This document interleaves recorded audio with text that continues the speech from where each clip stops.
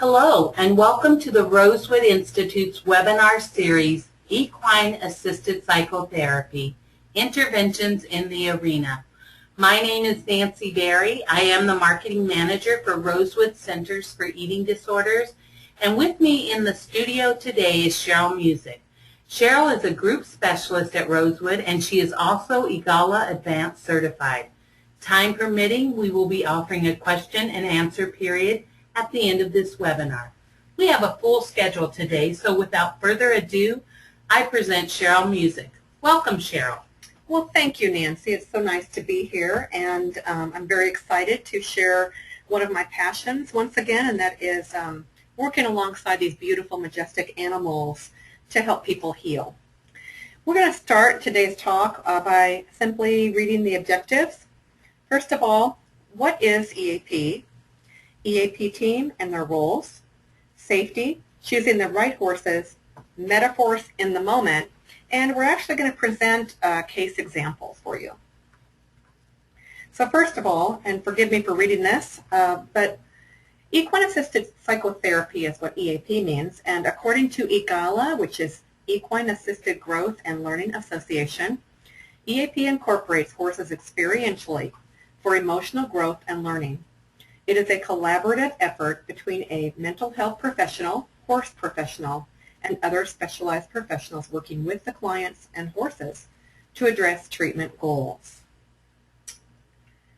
So, and everything about EAP is experiential. And we're going to talk about experiential. First of all, when you're doing an experiential, it requires client accountability. The client must take initiative. They need to be accountable and make their own decisions.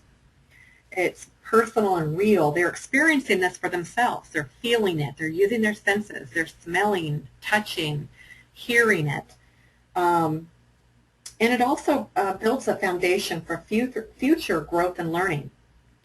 With experiential modality, there is natural consequences. As an EAP team, we need to watch the session unfold without interfering. We need to not have big expectations when we walk into the arena or out with the horses, but to realize that we really don't know what's going to happen. So we're not going to interfere and we're not going to rescue, and that is difficult for some people, to watch someone struggle and to allow them the difficult journey. For more information regarding experiential education, you can visit the Association for Experiential Education at www.aee.org. Let's talk about safety. So since horses are large animals, and they are also unpredictable, and that is for a reason. Horses are prey animals and have a natural fight or flight reflex. They respond to sudden movement. Say, for instance, a piece of paper blows behind them. They might jump out of the way. So we will do, during our sessions, a safety talk with our clients, an orientation. I hesitate to ever use the word danger because that just brings in an element, an extra element of danger, and a client might already be feeling that as they approach a large animal like a horse. I always use the word safety when I'm speaking about horse behaviors. You know, horses in a herd need to move quickly. If a big cat, a bear, or a wolf is coming after them, they're going to need to be on their feet and moving very quickly. And oftentimes that is their natural behavior and how they act when we're working with them. So the safety precautions are in order. And moving on with our clients, especially because they do have eating disorders, there's additional risks to be concerned with. Some of our clients may have had electrolyte imbalances or cardiac issues. They may have cognitive impairment, lightheadedness and fainting, maybe from some malnutrition, some edema, muscle atrophy from someone with anorexia that may have some weakness and fatigue that goes along with it. So this is added risks. Now, we're very fortunate at Rosewood to have a team modality that we utilize with an entire treatment team. We have professionals who actually evaluate each one of our clients for their ability to attend activities. So we will have the medical, psych, doctors, the dietitians working together to evaluate which activities will our clients be attending, such as walks, ropes course, yoga, tai chi, pool sessions, and of course, my favorite, equine. So the safety orientation would be simple. We keep it very basic. Your position in relation to the horse, watching out for your feet, that the horse doesn't step on your feet, and your position while the horse is standing at the hitch rail. Those are basic. They keep our clients aware, and that's about as far as we go. Now, the EAP team, there's two people usually in an EAP team. The horse professional or equine specialist is there to observe horse behavior. They are there to watch the horse's behavior when the clients are working with the animal. And the equine therapist would be watching for the human behavior and metaphors. We're looking for metaphors in the moment, which we're going to be talking about later. We're also watching for safety, so we're always out there with our clients and our groups. We're also communicating not only with the clients but also with each other. We might be whispering softly to each other, "Did you notice?" so that we can utilize that during processing. So moving on, let's talk about our horses. So how do we choose the right horse for sessions? Now, remembering that horses have a mind of their own, and I love this picture of the horse feelings and emotions. And you'll see that on a horse's face. Some people might not recognize that, but they have a mind of their own, and I love the phrase, "You can lead a horse to water, but you can't make him drink," and that is very, very true. I love working with stubborn horses because if we have a client who has difficulty asking for help and they're given a task that involves the horse, say for instance moving a horse to another area of the arena, and the horse decides that he's got better things to do, we're going to have someone who's going to really need to stand up and be assertive and be the alpha in that session. That stubborn horse is going to teach our clients how to be assertive and how to communicate effectively. It's important to know your herd. It's important to know their personalities and their quirks. And it's important to know the issues that are going on with our clients. So we have that very special horse-client relationship that we work with. It's a delicate dance, and it's very important, and it's very exciting to see what happens during the session as the clients are working with the horses. I look for a horse that also has the ability to handle pressure. That might be pressure from behind as someone's trying to move them. If a horse gets irritable, I may not use that particular horse for a certain session that requires pressure. Think about a projection. Say, for instance, we have a client who has difficulty with interpersonal relationship. Perhaps they have difficulty with voicing their feelings to someone.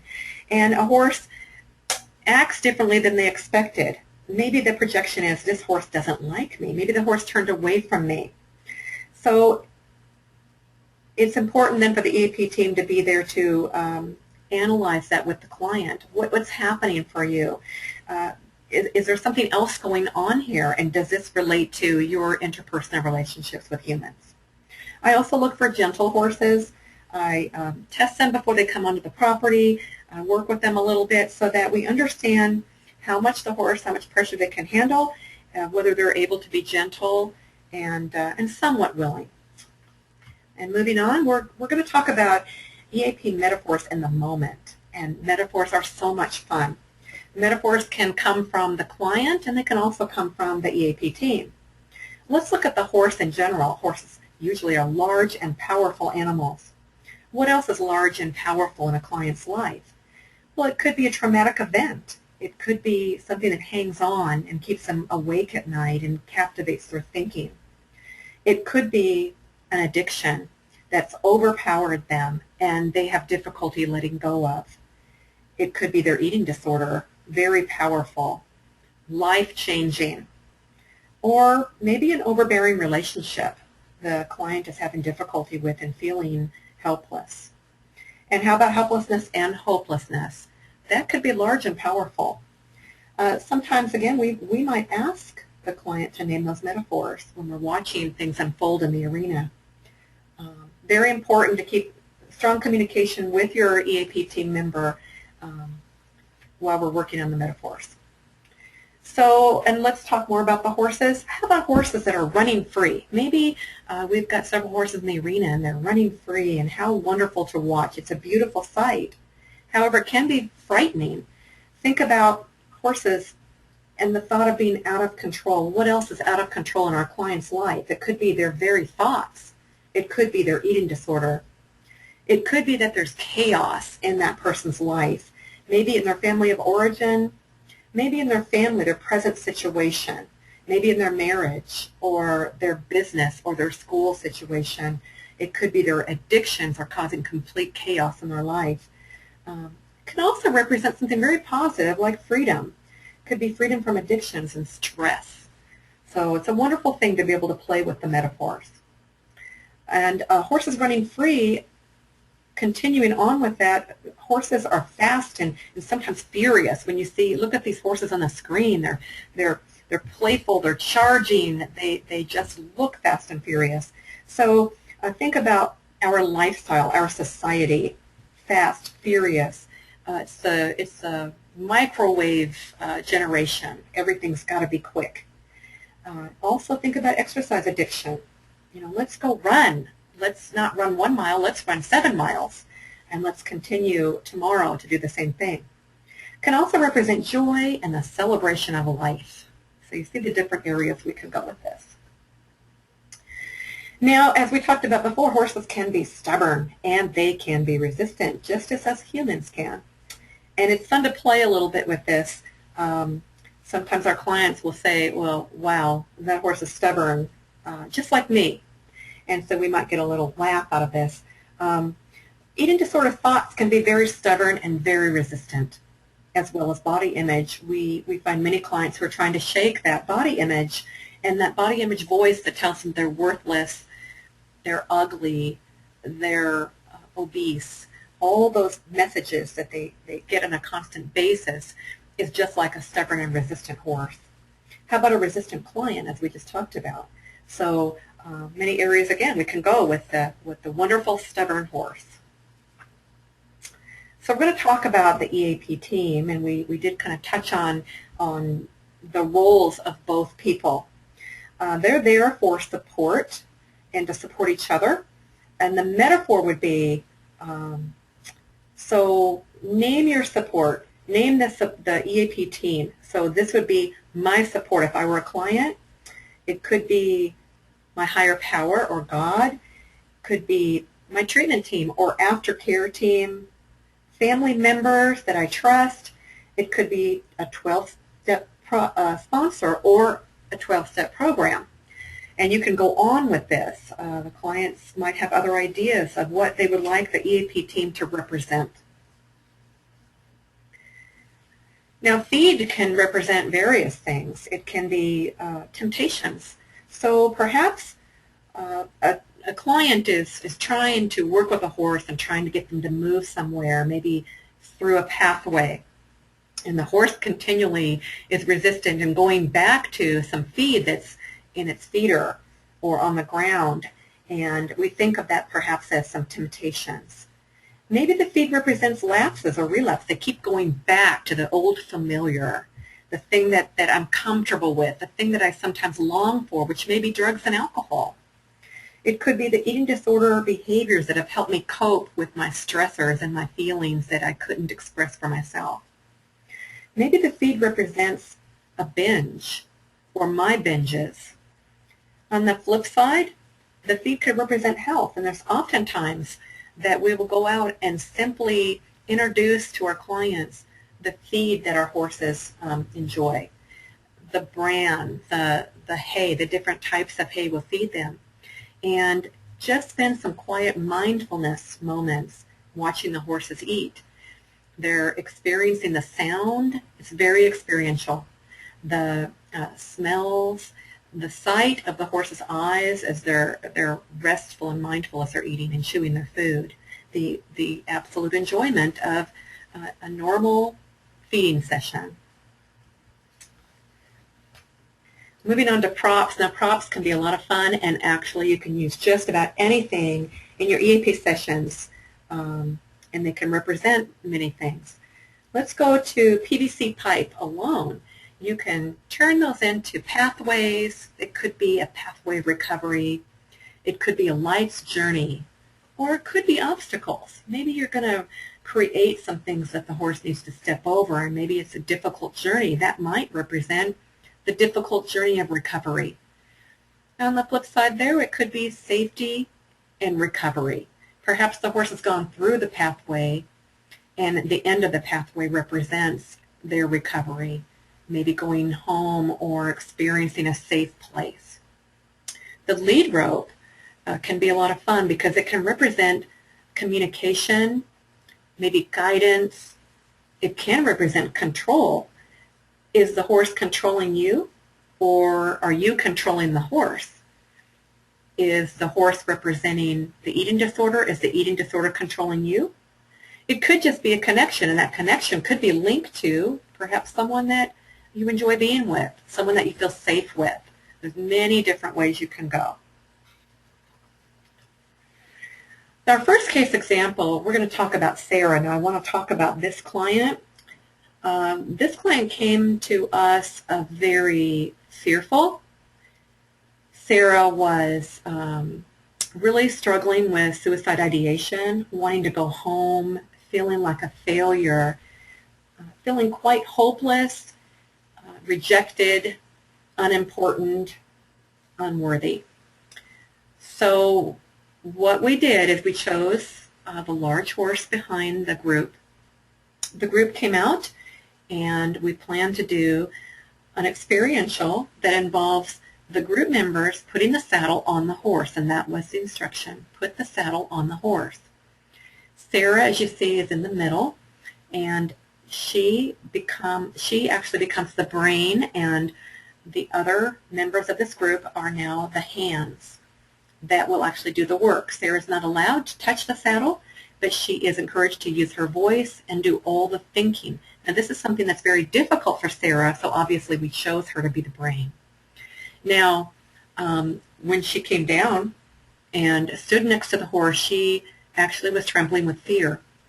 The horse was large. We asked her what it was about, and the horse was large and scary. And we began to understand from Sarah that the horse represented a person in her family that actually triggered the same feelings and emotions that she was feeling in the moment. She disclosed feelings of anger, pain, and then some shame and guilt as she realized that the horse reminded her of her mother. This client was afraid to approach her mother or disclose her feelings because she didn't want to hurt her mother's feelings, even though she was angry at her for interfering in her marriage situation and in her personal life. So we encourage then for Sarah to label everything around her. As you see in front of you, that she named the saddle her toxic shame.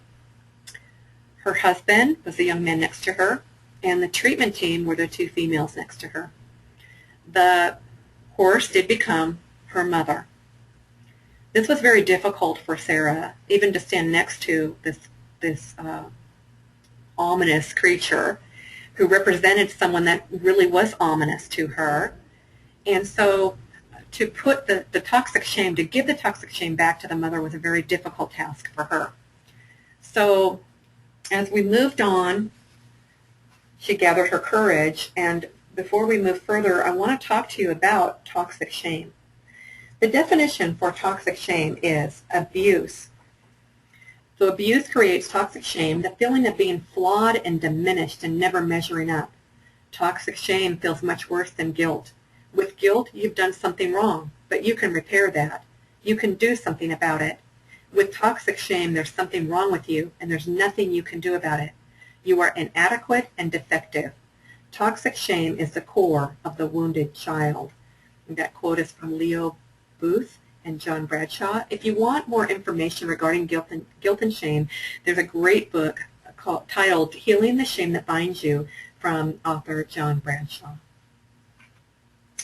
So let's move on to Sarah's case. So again, we find that Sarah's mother was critical and shaming as a child, and even in the moment, even today, there was a lot of shaming, including shaming her for her marriage, talking down to her husband. She experienced negative messages from her mother from the time she was a small child, shaming remarks, never being good enough, lack of childhood nurturing. The results of all of that were toxic shame. After that was identified, Sarah was able to finally use her voice to ask for support. So she worked with her team. She was able to speak to them, use her voice to put the saddle on the horse. She engaged her support team, and she completed the task. Then Sarah did something wonderful, and that she set a boundary with her mother by saying to her, "Mom, I give you back your shame." Now we asked Sarah to step away, to step back and say this again, and she did. And each time her voice became bolder and stronger, and she was more determined. There were tears coming down her face, but Sarah felt accomplished, as we found in her in the processing, because she was able to do something that a few moments before she was very fearful to do. Now we're moving on with this case, and we're going to session 2, and we're continuing on with Sarah. Now, progression would be Sarah leaves the stables after processing. She, for the entire week, is going to attend groups. She's going to meet with her therapist for individual. She is going to sit with her primary group, and she's going to be able to talk about these things. Now, ironically, very shortly after this session, she had a telephone conference with her mother, which was done successfully. I believe that this work with the horse was very effective for her.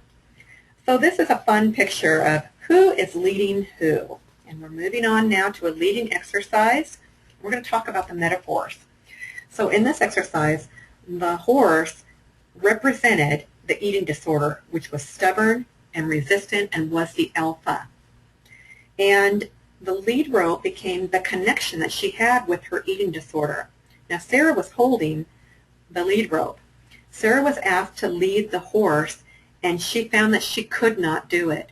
Her fear overtook her once again. She became very doubtful of her abilities, and so then we brought some group members in. Now Sarah named the next group member her husband. Now the husband she put at the end of the rope, which was a perfect example of where he was at. Sarah had a relationship with her husband in which she would either go to her mother, and her mother would be in the center of her and her husband's marriage, or she would ask her husband to do everything for her. So she was very codependent. So this left the husband at the end of his rope and frustrated.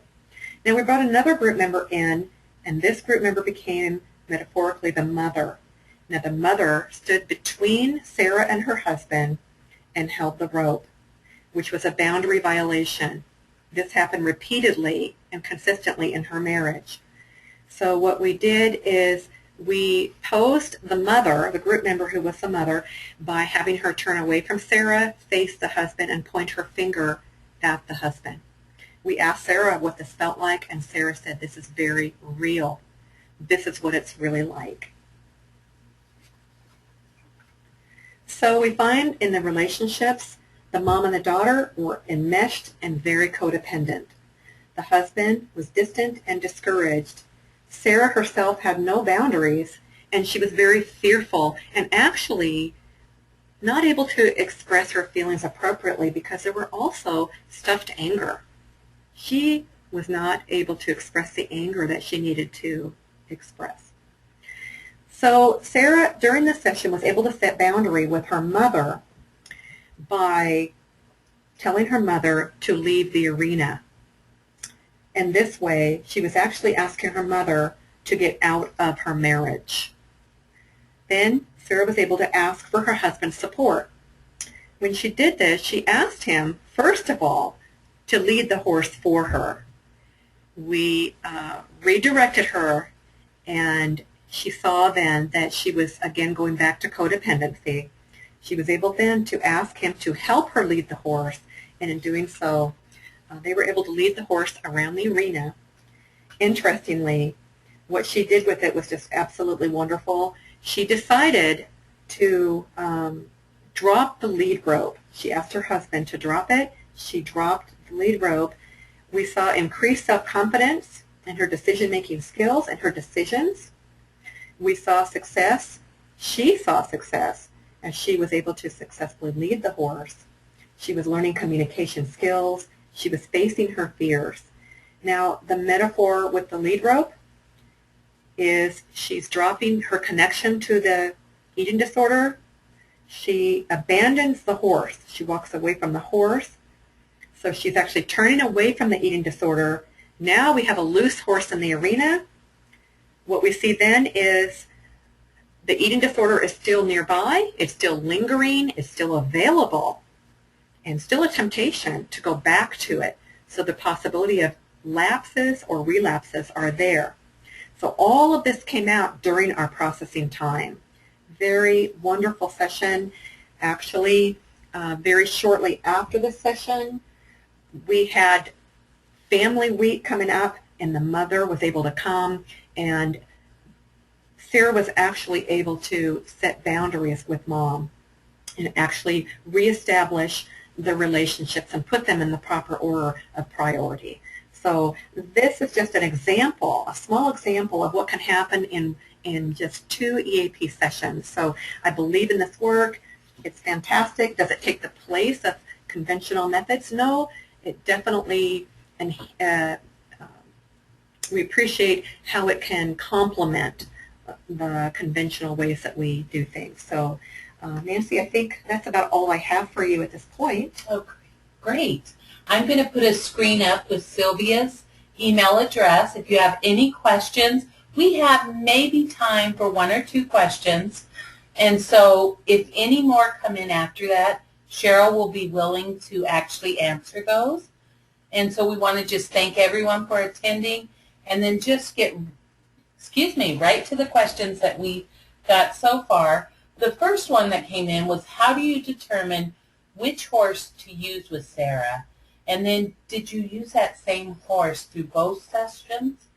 Okay, that is a great question. Thank you. So yes, we did use the same horse, and the way that we determined the horse was seeing the level of Sarah's fears and the issues she was dealing with.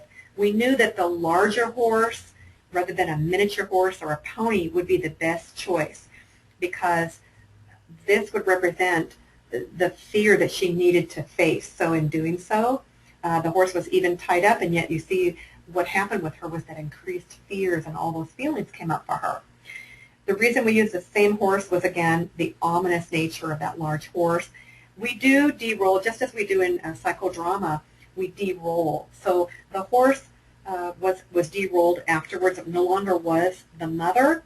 So we were able then to use the same horse for the next session. And it was very effective because of the size. She was actually afraid to stand next to him, no less lead him. So, yeah. So, okay. Unfortunately, we do not have time for another question. We want to thank every one of our viewers, listeners today for joining us. We appreciate that you took time out of your busy schedule to join us. And Cheryl, thank you so much.